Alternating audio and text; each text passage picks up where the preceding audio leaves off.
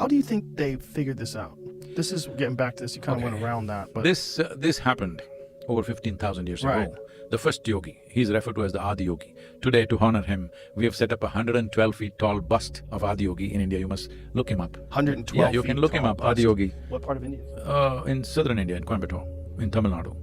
So, this is 112 feet because he gave 112 methods as to how. So this is, what to say, this is 15,000 years ago he figured this out. over 15,000 years ago. We are saying this over 15,000 years ago because of they talked about certain celestial happenings. Those happenings have been confirmed today as well over 15,000 years ago. And we have iconographic proof of something like 12,400 years. Yeah, that's Adi. Whoa, 112 feet tall. great hair. That's a crazy statue. Yeah, this was How old designed. is that statue? This was designed by me and built by all volunteers inside the center. Really? Yeah. So is that a building? So can you go This is- inside of that? You can go inside, but there's no building inside because it's metal. It gets very hot inside. Oh, wow, that's beautiful. The idea was when I designed this, it took me 2.5 years to design this face. You're not seeing the face very clearly. Let's see if you can get a picture where the face is clear. It's very Yeah, maybe, beautiful. yeah. So I wanted intoxication, stillness and exuberance on one face. So it took me 2.5 years to design this face. What do you think? It has these qualities? I think you nailed it. And how was this constructed? This is all metal? It's all metal. How was it made? So we made this, it took us some 680 tons of steel. Now we are doing another one near Bangalore, the same one. But now we are doing it with almost 170 tons less because now we figured out the design much better. Wow. That's incredible though. I mean, it really is gorgeous. And that's all, is it welded together? Like how is it? You can see some patchwork here, you're not seeing it. But actually, the metal pieces are all about this much size. We could have removed that, we could have, braced that and removed that. But when I looked at it, the roughness of it looked better than a smooth face, so I just left it as it is. So there are patches. So you can see the construction. You can see the method when you're construction seeing material, not really that visible, but you can see for an observer, you can see that, which gives a kind of roughness to the statue, not very smooth. it. So this yogi that devised these 112… So when he came, he appeared somewhere in Himalayas and people saw that he was dancing wildly in ecstatic states, completely oblivious to everything around him, or he sat still. For days on end, weeks on end, he just sat still unmoving. So initially, a lot of thousands of people gathered, some miracle is happening, but slowly, because he didn't perform any miracles, no fireworks happened, people got bored and they left. Only 7 disciples hung on because they saw the greatest miracle is the man is not getting up for food, water, toilet, nothing. That means he's beyond the physical nature. He just sat there for months on end sometimes. The only sign of his aliveness was tears of ecstasy were dribbling down his cheeks. That was the only sign of life, otherwise he looked like he's dead. So when he came to some moments when he came to his consciousness, they pleaded, they wanted to learn, what is it that is happening to you? So he tried to be dismissive, he didn't want to be in touch with them, but when they hung on, when they persisted, then he put them on a preparatory kind of work. They went through the preparatory work and then he started expounding for many years what is the science of how human mechanism is made. And you won't believe this. 150 years ago, Charles Darwin talked about evolutionary process. Over 15,000 years ago, he spoke something which is parallel to Darwin's theory of evolution. Even today, every Indian person knows about this. There are 10 avatars. Avatar means not the movie that you saw, avatar means a manifestation. So 10 avatars are, first avatar is called Matsya avatar, which means the life was in the form of fish or it was water, it was in the water. The second one is Kurma avatar, which means it's a turtle, that means it became an amphibious life. The third one is a wild boar. It's called Varaha avatar. Other small things happened, but the mammals came. Then the next one is called Narasimha, who is half man, half animal. Next one is a dwarfed man, Vamana avatar. The next one is a full-grown man, but a volatile man. He's so angry and so crazy, or a fighting man, that always he went about chopping off people. He got so angry and he lopped off his own mother's head. So the next one is a peaceful man, he's a Rama avatar, he's a peaceful, gentle man. The next one is a loving man, Krishna avatar. The next one is a Buddha avatar, who is a meditative man. The next one, the 10th one, is supposed to be the mystical man. These are not individual people to be seen. This is the evolution of life on the planet. If you look at Darwin's theory of evolution, somewhere it runs parallel to this. From waterborne life to amphibious life to this way, half man, half animal, dwarfed man, like this it has grown. So he talked about this and he said, see, if you want to evolve further, then something in relationship to the earth and the sun must change. Otherwise, physiologically, you're not going to evolve further. But you have a consciousness with which you can transform yourself absolutely. and become completely different from what you are right now. Right now, you're available to all the forces of nature. Right now, in many ways, you're enslaved to what's happening around you. You can rise above this and evolve consciously, but physiological evolution has come to a standstill because planetary movement and who you are right now, the planet and the solar system is functioning like a potter's wheel to make this happen. This life… Like a what? Like a potter's wheel, you know? Potter's wheel. Oh, potter's wheel. Yeah. Okay. It's functioning like that, it's gotten you to this place, so people ask, can we develop more intelligence? Can we become bigger than this? He says, no, physiologically, your evolution has come to a place, unless there is some serious change in the relationship between the planet and the sun, that will not happen, but consciously you can evolve. So then he propounds 112 ways as to how you can do it, 112 distinct ways how you can do it. So that is how yoga started. Who do you think this person was? He's Adi Yogi. They called him, because he never introduced himself, they called him Yogi because he was the first one, they called him Adi Yogi. Adi Yogi means the first yogi. And he's also referred to as Shiva. Shiva means one who is not, that which is not.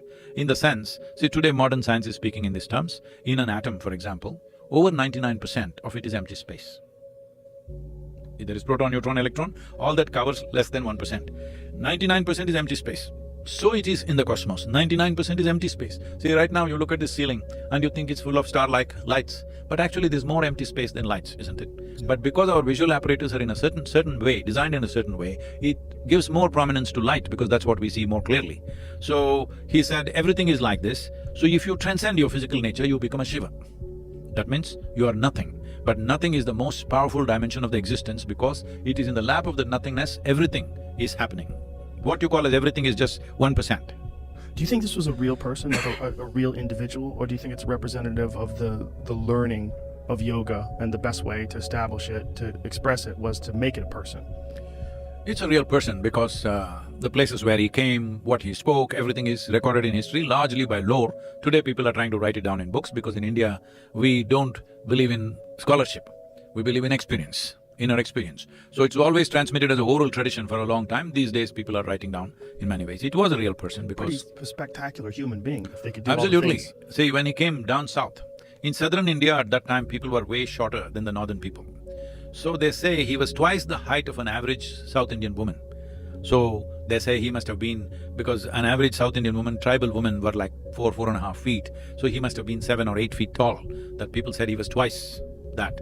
And they say when he stood next to a horse, he was as tall as the horse's ears. But do you think these are exaggerations? No, do you think, what do you think exaggerations could be there, but because his physical size doesn't mean anything for his yoga. Right, but so why? there's no point exaggerating that aspect, I'm saying. Right. See, if he was a warrior, somebody may exaggerate him. But for a yogi, what is the point making him a big guy physically? Just to make him divine, so no, physically unique. that is the whole thing. See, in India, the Indian culture has only spiritual paths. There is no real religion per se, because a religion needs a belief, all right? Spiritual process needs a quest, a seeking. If you are on the spiritual path, we call you a seeker. If you ascribe to religion, we call you a believer, all right? Belief means something that you do not know. Because an authority speaks, you believe that. It could be your father who says that this is the truth and you believe him as a child, then it may be a priest, then it may be somebody bigger, or it may be in a book. You believe it because it comes from an authority. But the nature of that culture, the Eastern culture, is there is no authority for us. Truth is the only authority. Authority is never the truth. So that is the essence of Eastern mysticism and Eastern spirituality, that it is… you're always a seeker, never a believer. So you think that yoga just emanated from this one incredibly unique human being that was larger than everybody else, that had supernatural abilities, that existed 15,000 years ago? No. See, now you're making a superhuman being out of somebody. By no. making an 8-foot-tall person who can No, go for days on end without drinking water. There have been people like that, all right, in every culture. There have been physically large people, but his physical size has nothing to do with his capabilities. Right, but the capabilities are super physical too, aren't they? No. See, this is what it's about. Yoga is not about being superhuman. Yoga is about realizing being human is super. That's what is important. So that's the whole thing that he's saying. How being human is so super, if you explore your humanity to its fullest, you will become so fantastic. Being a human being itself is a fantastic feat. You don't have to act like a superhuman being. He did not perform any miracles, he did not do anything. He just taught them how to be beyond the limitations of one's physical and psychological structures. That's all. Do you think if this person didn't exist that yoga still would have been invented without him? Of course, somebody else would have. After that, many yogis have come. But he's maybe even before there were people, but they did not speak or they did not gather disciples who would take. So he sent his 7 disciples in 7 different directions.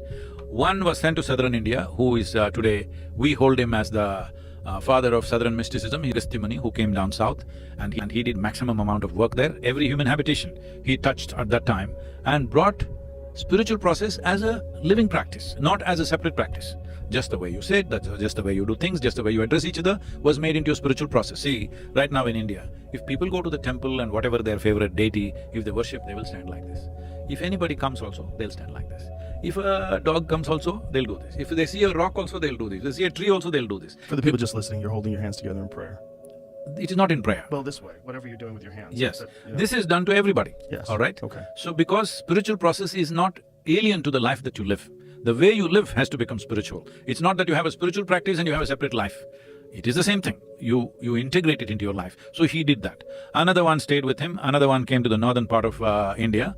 Another one went to Central Asia. There are certain footprints of his. Another one went to North Africa. Another went to South Asia. Another one came to South America. Wherever these yogis went, suddenly those cultures where they went saw a sudden upsurge in the knowledge of geometry. Wherever you see extraordinary sense of geometry, which is not in line with the tribal existence that they had, that means a yogi came there. Sense of geometry meaning like the structures that they built? Yes, structures that they built, the artifacts they created, the way they arranged things around themselves, suddenly they had a different sense of geometry. Because yoga is essentially a cosmic geometry. Cosmic geometry. Yep. To align yourself in line with the cosmos so that it reverberates as the same.